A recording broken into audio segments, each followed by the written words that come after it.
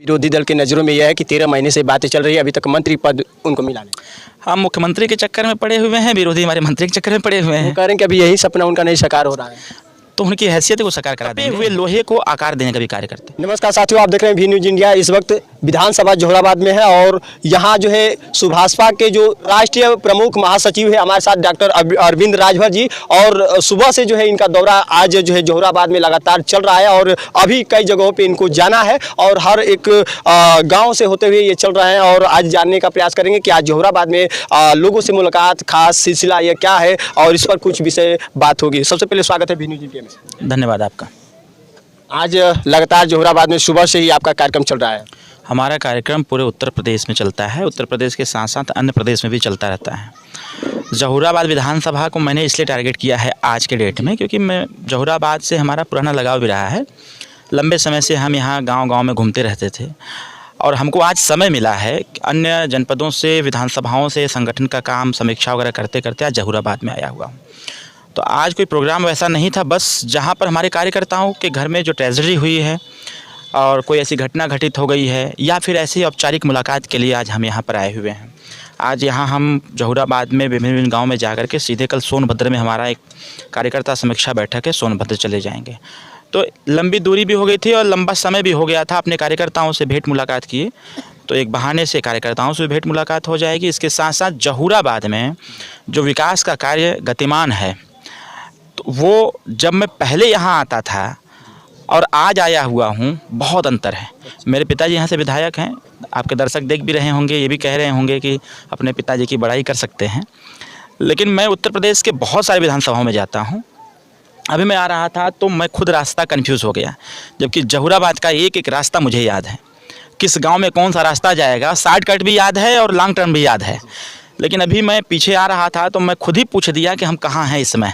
तब हमको पता चला कि हम तो यहाँ इस चट्टी पर आ गए, तो अलावलपुर कहाँ है। तो कहने का मतलब ये है कि जोहराबाद में जो काम आज के पहले नहीं हो पाया था, उस काम को माननीय नेताजी कर रहे हैं।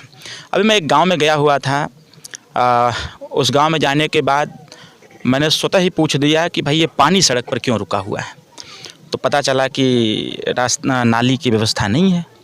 हमने अपने प्रतिनिधि, बाबूजी के प्रतिनिधि को हमने तत्काल कहा और फिर मैंने गांव से पूछा कि आखिर पानी न निकलने के पीछे कारण क्या है। तो पता चला कि हल्का सा विवाद है। हमने कहा विवाद को बैठ के सॉल्व करिए और 2 महीने के अंदर नाली बनवा देते हैं और पानी अब सड़क पर नहीं रुकेगा, क्योंकि सड़क पर पानी रुकने से हमारा रास्ता ख़राब हो रहा है। तो आज इसकी भी समीक्षा हम कर रहे हैं। मैं राष्ट्रीय प्रमुख महासचिव हूँ और पार्टी से माननीय जी विधायक हैं, तो अन्य भी विधायक हैं, सबके विधानसभा में जाकर के समीक्षा कर रहा हूं। तो आज नेताजी के विधानसभा की समीक्षा में कर रहा हूं। इस अवसर पे आप जो है दूसरी बार अवसर जो मिला है आपके पिताजी को इस विधायक की दौरान, यहाँ के दर्शक ये भी जानना चाहते थे कि वो सिर्फ दौरा करते थे, लगातार पिछले दिन कई बार जो है मुलाकात भी किए, समीक्षा बैठक भी हुई, लेकिन इस सिलसिले में आपको भी इस बार आमंत्रित किया गया है। तो विकास के नज़र से देखा जाए तो क्या लग रहा है, जनता से मुलाकात करके क्या कुछ बातें सामने आ रही है, थोड़ा उसको खुलासा। देखिए क्या है कि माननीय जी के विधानसभा को बहुत सारे पत्रकार टारगेट करते हैं और विधानसभा में आते भी हैं। ये हमें कहने की कोई आवश्यकता नहीं है। अपने मुंह मिट्ठू बनना ये ठीक बात नहीं है। मैं कई वीडियो देखा, नेशनल चैनल के भी देखे, रीजनल चैनल के भी देखे और ग्रामीण स्तर के जो पत्रकार साथी हैं, यूट्यूबर हैं, उनके भी हमने देखा। जहाँ जाके बाइट ले रहे हैं वहाँ बस एक ही बात आ रही है, सारे लोग यही एक ही बात कह रहे हैं कि जो काम माननीय नेताजी के नेतृत्व में हो रहा है, ऐसा आज तक कोई नहीं कर पाया था। सबसे बड़ी बात जो लोग बोलते हैं कि जिसके नाम से अच्छे अच्छे नेताओं के पैरों तले ज़मीन खसक जाती है, जिनके वक्तव्य को सुनने के लिए लाखों लोग परेशान रहते हैं, जिस रास्ते से गुजरते हैं वो चाहे चट्टी हो, चौराहा हो, कोई भी हो, गांव हो, गली हो, लोग इशारा करते हैं ओम प्रकाश राजभर जी जा रहे हैं। यहाँ की जनता जब इस बात को कहती है कि हमको अब जाकर के कोई नेता मिला है, और नेता मिला है जो ग्रामीण स्तर तक जाता है। अभी एक गाँव का मैं वीडियो देख रहा था, बच्चे पढ़ाई कर रहे थे, जो लड़का इंटरव्यू ले रहा था गाँव के ग्रामीणों का, मैं पीछे देखा कि कुछ बच्चे पढ़ रहे थे। तो मैं कुछ दिन पहले ही ये सोच रहा था, एक वीडियो हमने इंटरनेट पे देखा था, फेसबुक पर, तो मेरे दिमाग में था कि कई जगह ऐसी व्यवस्था की जाए कि बच्चे एक जगह बैठ के पढ़ सकें और वहाँ इतने लाइट की व्यवस्था किया जाए ताकि बच्चे घर से निकलें, आकर के वहाँ बैठ के अपना पढ़ाई लिखाई 2 घंटा कर सकें। इसके पीछे लॉजिक क्या है? लॉजिक ये है कि जब अकेले बच्चा पढ़ेगा तो उसका मन नहीं लगेगा, इधर उधर भटकेगा, लेकिन अगर वहीं 10 बच्चे बैठ के पढ़ेंगे तो एक दूसरे को देख करके वो पढ़ाई करेंगे। तो मैं देखा कि एक गांव में वो भी व्यवस्था हो गई थी। गांव जहां वो लड़का इंटरव्यू ले रहा था, मैं देखा कि पीछे 8-10 बच्चे पढ़ रहे थे, तो मेरे दिमाग में आया कि इसको और बढ़ावा देने की आवश्यकता है ताकि शिक्षा के व्यवहार में परिवर्तन आ सके। और जब शिक्षा के व्यवहार में परिवर्तन आएगा तो जो हमारी लड़ाई है, जो थोड़ा लड़ाई टफ है, वो आसान हो जाएगा। क्योंकि आज उत्तर प्रदेश नहीं, देश की राजनीति का अगर मोड़ देखा जाए तो देश और प्रदेश में 4 पीढ़ी के लोग संघर्ष कर रहे हैं। तो मेरी जो इच्छा है और मेरी पार्टी की जो सोच है, माननीय नेताजी की जो सोच है कि 5वीं पीढ़ी संघर्ष ना करे, उसको आसानी से सारी सुख सुविधाएं प्राप्त हो जाएं, उसको छोटी छोटी चीज़ों के लिए जो गवर्नमेंट की व्यवस्थाएं आती है उसको छोटी छोटी चीज़ों के लिए संघर्ष कराना पड़े। पढ़ाई के लिए संघर्ष न करना पड़े, कापी किताब के लिए संघर्ष कराना पड़े, दवाई के लिए संघर्ष कराना पड़े। मतलब कि जो मूलभूत आवश्यकताओं की जो पूर्ति होती है वो ईजीएस्ट तरीके से, बहुत आसान तरीके से वो हो जाए। रही बात गाँव क्षेत्र के विकास की, तो जितना पैसा आएगा उतना पैसा चाप के दिया जाएगा। और सबसे बड़ी बात, माननीय नेताजी ने जहूराबाद से जनता ने आशीर्वाद दिया, जीत करके एक नज़ीर पेश किया जिसको शायद ही कोई जानता था। आज नेताजी की कलम से 17.5 करोड़ रुपए का इलाज गया हुआ है। अभी मैं एक गांव में था, हमारे पार्टी कार्यकर्ता हैं निर्मल राजभर, उन्होंने हमको फ़ोन किया कि भैया एक पेशेंट को 3.5 लाख रुपया दिया गया था, उसका इलाज भी हो गया था, सब कुछ ठीक हो गया था, घर आ गया था, कल उसकी मृत्यु हो गई। मुझे दुख हुआ, लेकिन एक चीज़ की खुशी रही कि हमने उसको 1 साल जिंदा रखा, 1 साल अपने परिवार के साथ रहा। और नेताजी के एक छोटे से प्रयास से अगर किसी के परिवार को हम 1 साल का समय दे सकते हैं तो नेताजी को जनता आशीर्वाद लगातार बनाए रखे। और हम जैसे लोग, उनके छोटे कार्यकर्ता हैं, हम लोग काम करते रहेंगे, आने वाला समय बहुत अच्छा होगा। ये सोच पूरे जो है ज़मीनी हकीकत जो है देखा जाए तो सामने तो प्रस्तुत हो रहा है, लेकिन विरोधी दल का ये कहना है कि लगातार जो है राजभर समाज से ऐसे नेता जो है राजभर समाज को ठगने का काम करते हैं, ऐसे तमाम बातें आती है। लेकिन इस बात को लेकर क्या आप लोग सोचते हैं? विरोधी का काम क्या है? विरोध करना।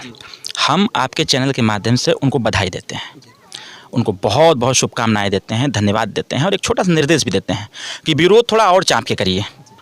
क्योंकि वो कहते हैं ना, सोना अपना आकार तभी पकड़ता है जो किसी महिला का श्रृंगार का रूप हो जाता है, और लोहा जितने तपता है वो उस तपे हुए लोहे को आकार देने का भी कार्य करते हैं। तो ये विरोधियों का काम है विरोध करना।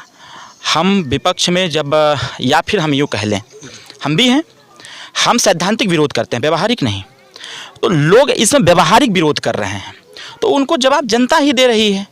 ओम प्रकाश राजभर के अच्छे कार्यों का गुणगान विरोधी नहीं कर सकता है, तो इसलिए मैं विरोधियों की बातों पर तनिक भी ध्यान नहीं देता हूँ। इसीलिए उनको धन्यवाद दिया हूँ कि थोड़ा सा और तेज़ी लाइए, थोड़ा सा और चाँप के विरोध करिए, ताकि जब वो विरोध करेंगे तो आपका व्यूज़ बढ़ेगा, लोग देखेंगे क्या बोल रहा है। तो ऐसा ही सही चर्चा में बने रहना चाहिए। मंत्री पद को लेकर क्या कहना चाहेंगे? जो तमाम विरोधी दल के नज़रों में यह है कि 13 महीने से बातें चल रही है, अभी तक मंत्री पद उनको मिला नहीं। हाँ, मुख्यमंत्री के चक्कर में पड़े हुए हैं, विरोधी हमारे मंत्री के चक्कर में पड़े हुए हैं। वो कह रहे हैं कि अभी यही सपना उनका नहीं साकार हो रहा है, तो उनकी हैसियत को साकार करा देंगे।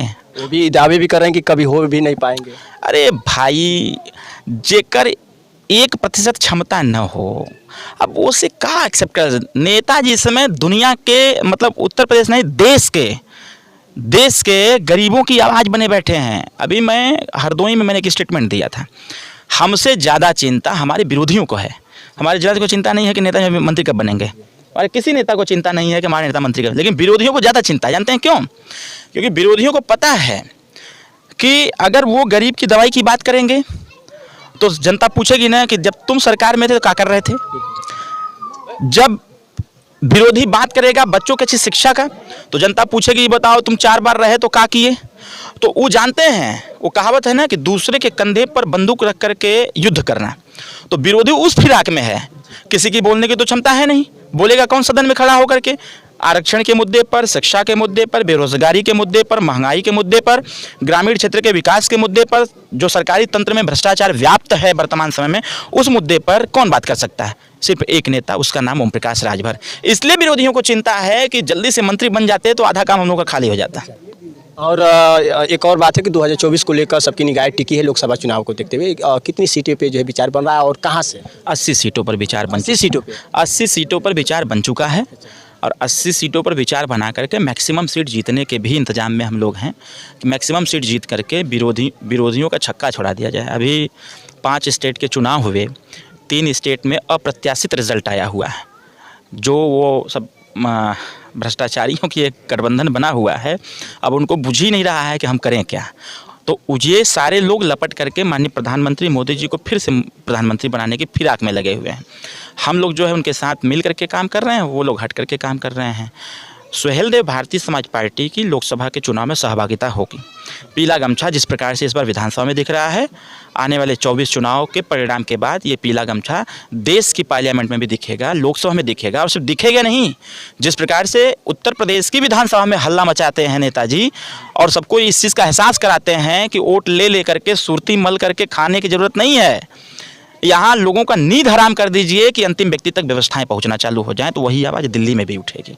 लोग ये भी कह रहे हैं कि बिहार में भी पूरा जो सम्मेलन हो रहा है, क्या वहाँ भी चुनाव लड़ने की तैयारी चल रही है या फिर लोगों का कहना है कि वहाँ सिर्फ दिखावटी चल रहा है? अवसर मिली तो पूरा देश में लड़ेंगे, पूरा देश में जहाँ जहाँ मिल जाए वहाँ वहाँ लड़ेंगे। सुहेलदेव भारत देखिए क्या है, विरोधियों को चिंता हमारी इसलिए सता रही है क्योंकि हमारी ताकत बढ़ रही है। तो जैसे जैसे हमारी ताकत बढ़ रही है वैसे वैसे विरोधियों की बेचैनी बढ़ रही है। तो इसे तो मैं कह रहा हूँ कि थोड़ा और ताकत लगाओ और विरोध करो, नेताजी का, हमारा पार्टी का विरोध करो। ये जनता खुद ही जवाब देगी, हमको जवाब देने की कोई आवश्यकता नहीं है। चलिए, बहुत बहुत धन्यवाद खास जानकारी।